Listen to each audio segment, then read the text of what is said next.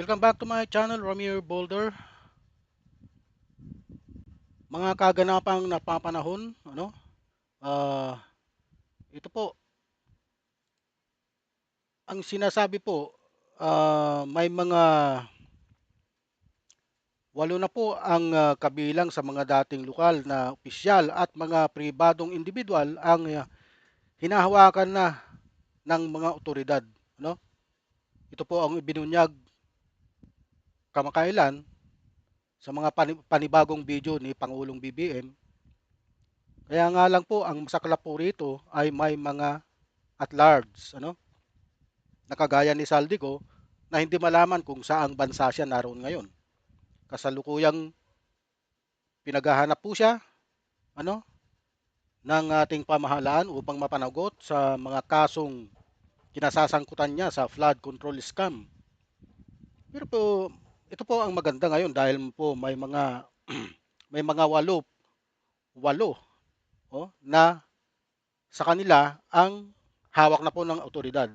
Pakinggan po natin. Lea, ano ang detalye nitong mga personalidad na sangkot sa flood control scandal na hawak na ng mga otoridad? Ayan. Magandang tanghali sa iyo, Ella. Sumuko nga sa Criminal Investigation and Detection Group si dating Lima Ropa DPWH Regional Director Gerald Bacanan. Si Gerald Bacanan, ang dati pong Mimaropa Regional Director po ng DPWH ay sumuko na po sa mga autoridad. At sinunda naman ito ng pagkaka-aresto din ng CIDG sa 6 na iba pa. Kinabibilangan ito, Ella, ni Jean Ryan Altea, ang dating Assistant Regional Director ng DPWH, Ruben Santos Jr., ang Assistant Director, Dominic Serrano, ang Chief Construction Division, Felizardo Casulo, Project Engineer 3, Juliet Cabungan Calvo, ang Material Engineer ng DPWH sa Mimaropa, at Lerma Caico, ang Accountant 4 ng Bidding and Awards Committee. Habang naaresto din Ella ng National Bureau of Investigation ang OIC Chief ng Quality Assurance and Hydrology Division ng DPWH na si Dennis Abagon. Ayon kay Ito po si Dennis Abagon, ito po yata yung isang nahuli ng NBI dito sa Quezon City na sinasabing doon ang bahay na pinaghulihan sa kanya ay pagmamay-ari po ng isang politiko. Ano po? Ito po ay nasabi po sa ulat, kaya nga po bine-verify kung sino po ang politikong nagmamay-ari ng bahay na yon.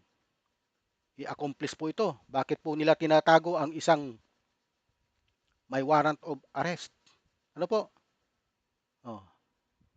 Mananagot po yan kung sino man yung politikong yan. Ano?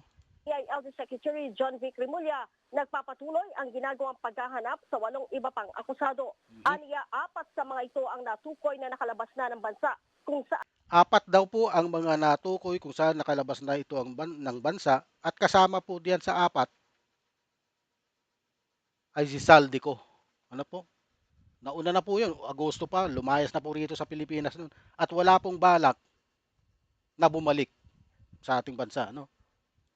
isa ang nasa New Zealand, isang nasa New York, at isang Itong sinong tao itong nasa New Zealand na to? nasa Jordan na nakipag-ugnayan na daw sa embassy ng Pilipinas doon upang sumuko. Habang hindi naman matukoy ng mga otoridad o ng pamahalaan kung nasa ang bansa si Saldico na aniyay posibleng gumagamit ng ibang pasaporte. Ayan. Posibleng gumagamit ng ibang pasaporte itong si Zaldico. Ano po? Napakagaling po niya talaga magtago. Alam niya ang kanyang ginagawa. Ano? Kung saan-saan siya bansang nagpupunta. Yung pinakahuling balita po sa kanya, nakakuha daw po siya ng golden passport sa Portugal. Kasi po nagbuhos po siya ng investment, malaking investment, kaya siya nabigyan. Ngayon naman, gumagamit siya ng ibang passport upang hindi siya malocate kung saan siyang bansa nandun. Ano? Magaling siya magtago. Sa dami ng kanyang ninakaw na pera na bilyon-bilyon, posible talaga magagawa niya yun. Ano po? Magtago ka lang ng hangga't gusto mo, Zaldico. Ano? Darating ang araw na magiging maikli ang panahon mo dito sa lupa sapagkat hahabulin ka ng gobyerno at ng taong bayan. Wala kang takas dito. Magtago ka na sa pinakailalim ng lupa hanggat kaya mong magtago. Kaya nga may kasabihan nga tayo, you can run but you cannot hide. Saldi ko. Kaya kung ako sa'yo, wala kang ibang mabuting gawin kundi sumuko na lamang at harapin ang mga akusasyon. Lahat ng consequences ng ginawa mo, harapin mo sapagkat ikaw ay nasilaw sa salapi na pagmamay-ari ng sambayan ng Pilipino. At hindi lang sa iyo, puro pagmamay-ari yan ng mamamayang Pilipino, taxpayers money yan. Kaya wala kang karapatang nakawin yan o angkinin. Ano? Wala ni SILG sa mga nagtatagong akusado, nahahalughugin nila ang bawat sulok ng bansa para matagpuan ang mga ito. Hindi rin daw naligtas sa kaso ang mga nagkakanlong sa mga Yan ang sinasabi ko. Kinanlong mo ang isang kriminal, kinanlong mo ang isang wanted sa batas, wanted sa tao, sa mamamayan ng Pilipino, wanted sa gobyerno. Ikaw, kung ikaw ang politiko, kung sino ka man, huwag nyo nang gawin yon dahil pati kayo, mananagot kayo sa batas. akusado. Nilinaw din ng DPWH na simula pa lamang ito sa pagpapanagot sa mga nangurakot sa pera ng bayan na para lamang sa kanilang pansariling interes. Ella? Yan po ang pinakamasakit na katotohanan.